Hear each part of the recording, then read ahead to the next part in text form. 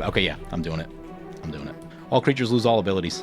Ha ha! Opponent's raging. Dude, you just show up to a table to be a fucking loser. First you shut off everybody by playing some non-artifact bullshit, and who the fuck runs that in a deck? Never joining a lobby with you in it again. You're a loser. Hey guys, there's 2 great ways to support the channel. All links are in the description below. Welcome back, everyone. Playing some Aurelia the War Leader, Weapons of War, January 1st, 2025. Let's take a look at this opening hand. Yeah, we got 3 lands. We got some tutoring. Ooh, value. Okay. Yeah. We have some cool stuff. This is a very keepable hand, so we'll keep this. Ooh, you want to know what this does? This shuts down slivers. That makes me excited. Ooh. Hope this game goes long enough. There's a Kirrik at the table. That's not great. Although, neither sworn. Probably help against Kirrik a little bit too. So yeah, I think our plan is gonna be, at the first sign something goes wrong, get this Aethersworn Canonist in. So this one can ramp, which means I think Steel Shaper's Gift is gonna be a Mask of the Memory. Pure Steel Paladin is also a cool magic card. We don't have double white yet. Lands are a little awkward. That's not the best. Play the Windswept Teeth, crack the Windswept Teeth, get Plateau, Steel Shaper's Gift. You know, part of it, there is something really tempting about Umezawa's. I think it's the card draw, though. Like, you always just want more card draw. So, Mask of Memory. Yeah, plus with Rayav, that's a lot of cards. So, yeah, Aurelia Weapons of War. We spent some time on a live stream, well, maybe about a month ago, going through some changes and testing out some stuff with this deck. As always, it's tough to test things in the 99 these days, because games are so short, and unless you draw through, like, your entire deck, it's just hard. You need to play a lot of games to really get an understanding of what new cards are doing in a deck, if you haven't seen them before. So I guess for today, our goal is really just, like, let's see if we can look at some new cards. We haven't really yet, although this one's been around for a while, but it is one that I've started to use more recently, so there is that. But yeah, hopefully with the mask, we'll draw into some of the cool new stuff, and maybe we'll talk about the deck in just a moment here. Elvish Mystic. Soul Ring for the first Sliver, at least thankfully Sliver is all colored mana, so like it'll help them with other stuff. It won't directly translate into the first Sliver coming down on like turn 3 or 4. There's an Arcane Signet. So yeah, I think next turn we just lay down, because of this, that means they have potentially Kirrik mana next turn, so I think we lay down the Aethersworn Canonist on our turn. There's a Austere Command, could be helpful. Play the Mountain and drop the oh, yep, we need colors. Yeah, drop the Aethersworn Canonist, and that should shut down Kirrik being able to go absolutely wild. Hopefully they don't have a removal spell. If they do, that could be not great. But although I guess even if they have a removal spell, it might take them 2 turns to cast it. So there is that. And one of the things when I was putting this deck together, maybe we pull the deck up now. Seems like a good time to do that. So here's the deck list. We spent some time going through it on stream. As always, there's like at least 10 more cards that I want in this deck. We don't have Sunforger. Would love to have a Sunforger in here. Helm of the Host, not in here. Very easily could be. Just kind of a personal choice that I made. If you feel like you need more combo potential to just end the game, add a Helm of the Host. There are a lot of free equip cards now, so it is very easy to easily cost reduce Helm of the Host into very playable, because getting Aurelia into play and then paying full price for a Helm of the Host is like a pretty hard thing to do. Game needs to go pretty long for that to happen, and you need a lot of mana. And it's just kind of not how games really play out a lot of the times anymore. So anyway, I've chosen not to run it. We know what that does. I don't know that we necessarily need to see it. Because of the free equips, though, I have chosen to run Argentum Armor. Doesn't necessarily just end the game, but if it stays in play, it probably will. Anyway, some of the other stuff we got going on here. Notably, the curve for this deck is now really low. You can get most of the effects that you need between 2 and 3 mana, and that's just sort of the state of Commander now. Like, very few 4-drops, and God, I'd love to have like a couple more spots for 4-drops in the deck. Like, even just an Ignite the Future would make me happy. But yeah, the constant problem you run into is just deck slots. Like I said, would love a Sunforger. I had to cut Shadow Spear just to get this game going. Trying out a new card. Kristen recommended this one. Frodo Determined Hero looks solid. Enters or attacks, you may attach target equipment you control with mana value 2 or 3 to Frodo. That's basically everything in the deck. And during your turn, prevent all damage that would be dealt to Frodo so you can attack with impunity, which is cool when you can't find like an open attacker. As predicted, opponent is casting Kirrik, and that brings it back to our turn. There is a Nissa. Ooh, ramp. Ramp could be good. We can go for a ramp or a draw. So opponent doesn't have a blocker over there, which is a reasonable... Yeah, we're on exactly Mask of Memory mana, so I think we go Mask of Memory onto the Aethersworn. And that way that'll set up a land drop for next turn, in theory. Equip the Mask of Memory. And also, like, if we can find that second white for Pure Steel Paladin, that would probably do a lot for us also. But anyway, yeah, the deck is just, it's a lot of low drops, it's a lot of value. There are some big heavy hitters, like Excalibur at the top end. Ooh, there's stuff. Dismantling Wave, usually helpful. Oh, get rid of. We need the land. This is an enchantment deck, so I really don't want to get rid of the... Can't in good conscience get... Man. Ugh, tough discards. Getting rid of Pure Steel Paladin can't be correct. Oh, you know what? We can get rid of Nissa, because we have the Hearth and Home. Okay, we have redundancy there. But that does set up our next land drop. That does make me very happy. God, Mask of Memory is so good. It's even better now that Steel Shaper's Gift is actually affordable, because like during the pandemic they were like $20 or something like that. Now I think, last I looked, I think they were $4 or $5. I haven't looked in a while, though. They might even be cheaper than that by now. Yeah, it looks like still hovering between 4 and 5 for Steel Shapers. Love that. Opponent does get their first Sliver into play. Not the first Sliver, but a Sliver called Spiteful Sliver. What's this one do? Whenever this creature is dealt damage, it deals that much damage to target player or planeswalker. That's disgusting. Aura Shards is going to absolutely demolish our deck. That's going to be a Dismantling Wave play, is what that is. Can't be having that. We can shoot the Chromatic Lantern, and that will really mess up the colors of the first Sliver also. We don't have a great spot to attack into currently, which isn't the best. Opponent paying that Phyrexian mana, losing life. Dark Deal. Oh, no. No! No, we had the Dismantling Wave. Oh, my God. Wow, that's so frustrating. God, that's frustrating. There's a land.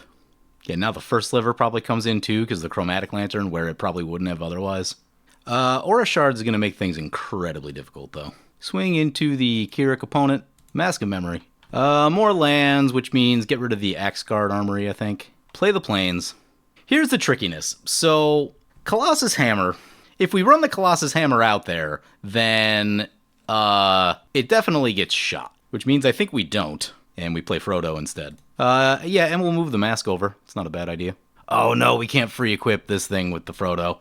That's what I was thinking. I was thinking, all right, Colossus Hammer after. But yeah, okay, well, that's our non-artifact for the turn. I really wish they made a sword that blows up enchantments, to be honest with you. I really wish that's what the red and green one did, but alas, it does not. I hope that the Aura Shards player recognizes that this is keeping two opponents in check. A good player would recognize that. A bad player just shoots it on principle. Also, like, they only have 3 mana, so, like, they are behind. So hopefully they recognize all that. There's a Cascade, unless it's an artifact. They can't cast both. So they declined the cast in order to get the first Sliver. What does it take, 7 mana with Final Showdown to do the thing? I think you can do it on 6. You can blow up everything on 6, and you can protect your stuff on 7, or you can protect one of your things on 7. Oh, and all creatures lose all ability if you need to get rid of Indestructible on 8. Opponent out Winds of Wrath in their hand, Path of Exile, True Conviction. Yeah, that's disgusting stuff. So, Enchantress stuff, very sad to lose Austere Command and Dismantling Wave. Elfavir of the Wild Court attacks, create a Virtuous Roll token attached to another creature. Creature gets +1/+1 for each enchantment you control. That's disgusting. Whenever an enchanted creature you control deals combat damage to a player, draw a card. Yeah, that's gross. That is gross. I think we gotta be on... Oh, that's Aura Shards. What do they go after with Aura Shards? Going after the Chromatic Lantern, that's good. So that'll slow down the first Sliver a lot. Notably, with Frodo, we can get like a Feast and Famine hit in somewhere, which is probably a really good idea. Wish we had the Rayav to double strike it and get the discard going, though. So Chromatic Lantern down, that'll make first Sliver's mana absolutely terrible. Final Showdown showed up in the stream, and this card is insane. It is so strong. Just gonna take a peek through our deck, see what we got for equipment that is cool. Feast and Famine's probably the strongest thing we can go for. I guess there's a world in which Excalibur is interesting also. What does Umezawa's do for us? It's not going to get the first Sliver anytime soon. A couple turns to kill the Kirrik. Yeah, without double strike, Umezawa's, yeah, Tuvasa gets big also. So, yeah, I think we're on Feast and Famine, based on what's going on the board. Opponent's going to draw some cards, and I think tutor if they're doing both. So we're probably going to want to hit them with a Feast and Famine, because at least make them discard something. I think they only drew 3 cards. I don't think they tutored. Command Tower is good. Let's play the Command Tower just to get more colors into play. Yeah, I mean, I think it's got to be fighter class. What does the Spear of Leonidas do? That's probably secondary. Is this indestructible itself? It is. Mithril Coat is kind of interesting. Yeah, I think it's just got to be Feast and Famine, though. I mean, it'll probably get shot, but I think it's still worth it. I don't want to anger the Tuvasa, because I really don't want to eat the Aura Shards if I don't have to, so I think we pick on... Kirrik, because we've kind of got them locked down a bit. There's the attack trigger. Choose an equipment you control, Yep, so attach the Feast and Famine. God, that looks so good with Swords of X and Ys. Use the ability. A Soul Ring would be a really sweet pickup. Don't tell me opponent has removal. Well, it's got Pro Black now, so that will shut off most of the removal they may possibly have. Feast and Famine and Mask of Memory. Let's go.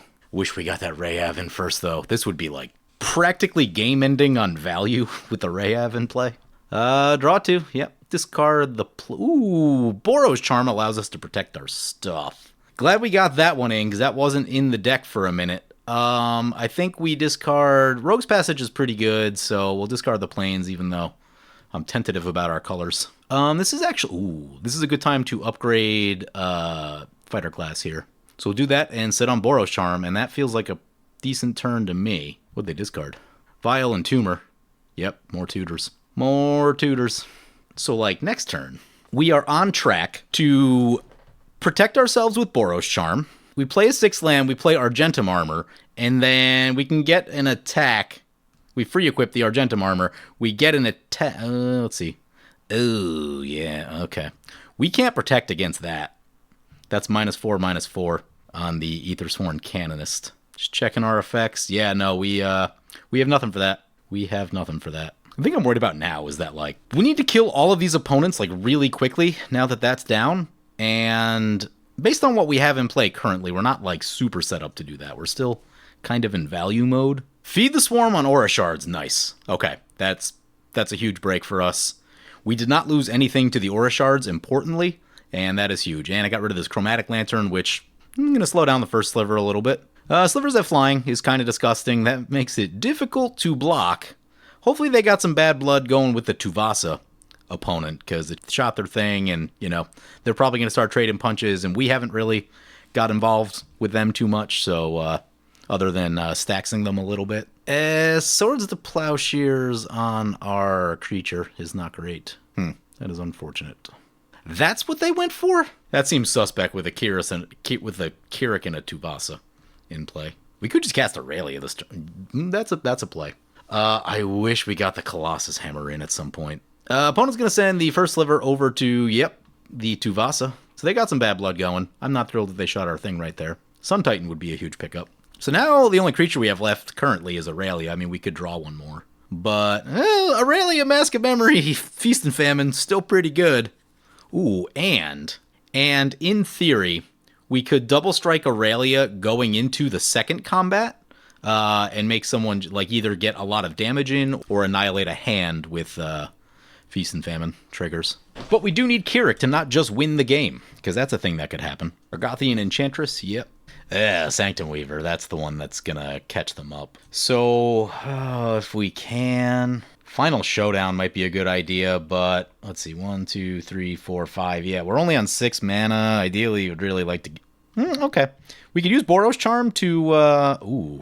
We could use Feast and Famine to float mana, is what we can do. Okay, that's a plan. That is a plan. We can, like, basically empty our hand to do it, but with Mask of Memory and Double Strike, that should refill it. Yeah, I really hope we don't just lose on Kirrik's turn or take, like, significant losses. Though Mono Black, not the best at getting rid of artifacts and enchantments. Few ways to do it, but based on how I think they're playing that deck, they're probably not running tons of artifact and enchantment interaction. Yeah, Sanctum Weaver is a problem, though, because they also have mass card draw. So, oh, man. Yeah, so in theory, Opponent's going to hit us with a 4/4. Yep. In theory, we cast Aurelia. We free equip Mask and Sword. We swing into the Kirrik opponent. We hit. We untap our lands. We then go back to combat, give Aurelia double strike, and then with all of, then when that hits, how much damage is that? That's 15 damage, depending on how much life they spend this turn. Should put them like very close to dead. We're down to 36. So yeah, we have an easy 15 damage with Aurelia. Some sort of like Soul Ring or Jeska's Will or Ritual of some sort could make things really interesting. Dark Ritual, yep. Ooh, you know what we could have just did? This is like the short-term play, but like, we could have made all creatures lose all abilities. Ugh, well, I guess that's not going to matter anymore. That's a Bolas' Citadel. Need them to hit a land. There's a Necropotence. It's not great. At least it doesn't kick in until the end step. What is this? You may play lands and spells from the top of your library. Pay life other than their final parting. I feel it may be difficult to win through this final parting. Crap. You know what? We probably should have Final Showdown once again, because now they can get some crazy expensive thing, and then, you know, whatever their combo is. Because otherwise, they're basically out of mana. If they, like, drop a mana rock or something, we can respond. Yeah, probably. Like, I'm trying to think about this opponent, but realistically, we need to get through this Kirrik turn. Land. How many War Wipes do we have? There's Blasphemous Act in the deck. Farewell's in the deck. Austere Command's in the graveyard already. Feed the Swarm on Tuvasa. Ooh, that's interesting. Do we use this to just stop the Kirrik? Oh, they're going to lose more life on that. They're getting really... I mean, what are the big nasty spells are like 7 mana. Kirrik's going to gain a lot of life. Okay, yeah, I'm doing it. Because they can hit something, gain a lot of life back, and then keep going wild. So, yeah, we're doing it now. All creatures lose all abilities.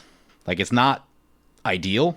Like, I'd really rather use it as a board wipe, but I don't know if we'll have another opportunity or another turn or what happens. Because this will also stop the lifelink, which means we untap, cast Aurelia, and just kill them, right? Opponent's down to 9 life. Importantly, they can't cast anything big in their hand. Like, I, have to assume they went for, like, a win condition. Would have been a cool play with the double Boros Charm, double strike, float lands, Final Showdown play, though. That would have been really interesting. At 9 life, also, they can't, like, Necro for a lot. Kind of got them into a rock and a hard place, which I'm loving. Ha ha! Opponent's raging. Dude, you just show up to a table to be a fucking loser. First you shut off everybody by playing some non-artifact bullshit. And who the runs that in a deck? Never joining a lobby with you in it again. You're a loser. And they scoop. Magic Online. All right. Opponent's down. We get another turn. We draw Bureau Headmaster, which is importantly a creature. Sadly does not have haste, so we're probably just on Aurelia stuff this turn. Yeah, play a Rogue's Passage. Pray for no more spot removal. Now, they only have 1 card in hand. Free equip a Feast and Famine. Free equip a Mask of Memory. If opponent... if you make a play, and opponent rage scoops and sends you a nasty message, you know that it was probably the correct play, because I was really kind of questioning that Final Showdown bit, and... yeah, it was ultimately the right play. This Final Showdown just killed a player. This card is disgustingly good. Yeah, let's go to combat. Into the Tuvasa deck. Notably, the Slivers have flying, and they have a blue one, which means we don't have a way through it in this exact second. So this is equipment spells cost 1 less, equip abilities cost 1 less. Notably, that makes Colossus Hammer free, but I don't have a way to, like, flash this stuff in at the moment. Feast of Famine, Mask of Memory. We'll draw with the mask. Brotherhood Regalia is interesting. Haven't actually seen this one in action yet. Maybe, probably not the most relevant. Actually, no, it is, because they have that blue flying blocker. Yep, okay. Get rid of the Bureau Headmaster. Feast and Famine. Yeah, there's a world in which we could double strike right here with the Boros Charm, but I think we're better off holding up the Boros Charm for whatever may come in our direction, but God, would I love to get rid of this Sanctum Weaver. Do it again!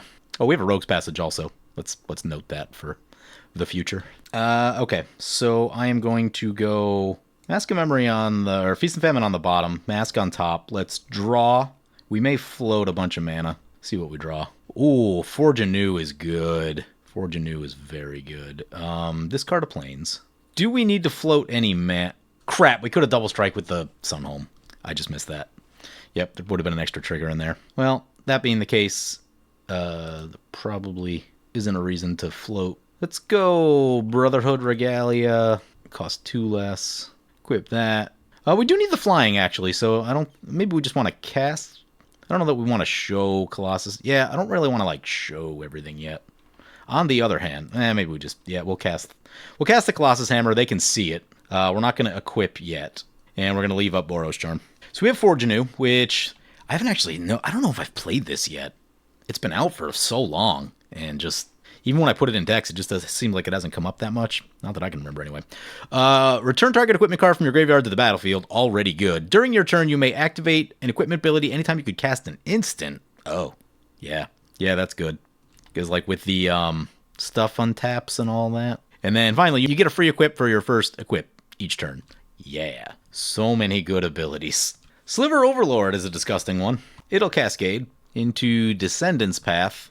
I guess... At least this is slow. If nothing goes horribly wrong during Tuvasa's turn, we should be able to drop at least one player, if not both. If not both. We can go Argentum Armor and Colossus Hammer? That seems like fun. That seems like a lot of fun. Yeah, first Sliver coming our way. Luckily, we have Pro Green and Black, so we just block and it should be fine. Although, they can get some direct damage in. But I'd rather not take the commander damage. Block the first Sliver. Yeah, this is an interesting piece of equipment. Just straight up can't be blocked. Because with stuff like this where you lose flying, right? That could be a big deal. And the fact this is 5 color, you know, sometimes there's going to be a blocker against your swords. It's not bad. It's not bad.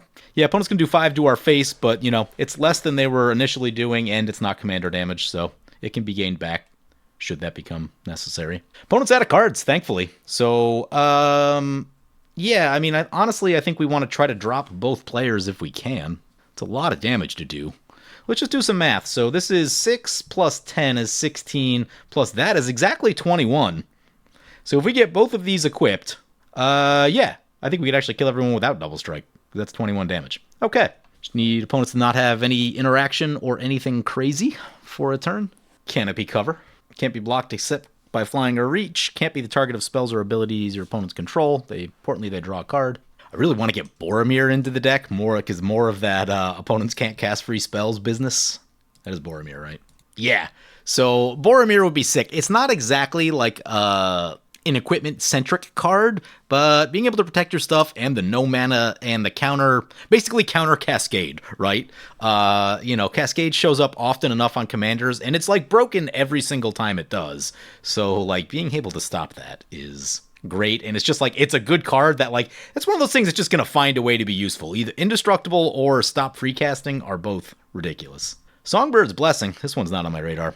Whenever enchanted creature attacks, reveal cards from the top of your library until you reveal an aura card. You may put that card onto the battlefield. If you do, if you don't, put it in your hand, rest on the bottom. Okay, it's not bad. Maybe like a little. Reveal cards from the top of your library. Oh no, so like it cascades into an aura. Okay, I see what's happening. Things are looking good. You guys ready for the big flourish? I'm ready for the big flourish. There's a Jessica's Will to boot. 4 cards over there. Yeah, let's just ham it up. Why not? Play the Plains. Jessica's Will on both modes. Choosing opponent with 4.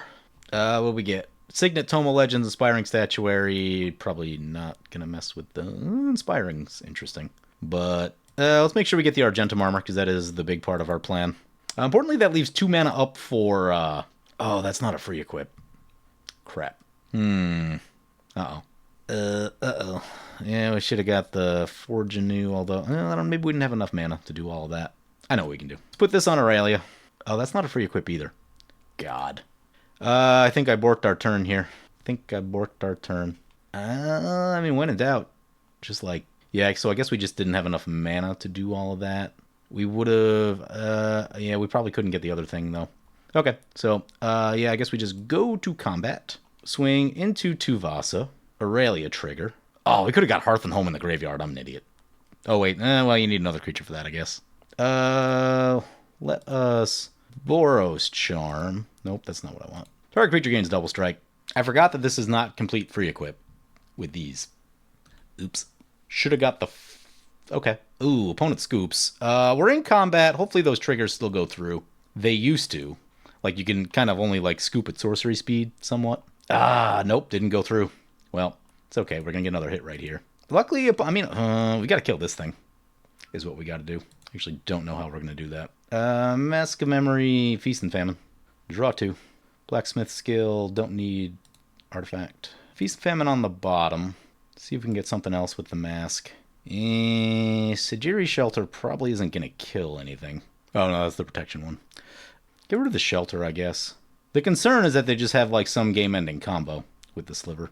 Okay, let's get Inspiring Statuary. Get Forge Anew. What are we bringing back? I guess Hearthenholm. Get a Hearthenholm. Fervent Champion. And we'll get Toma Legends. Notably, we are shields down on the Blacksmith skill, which probably isn't the best idea.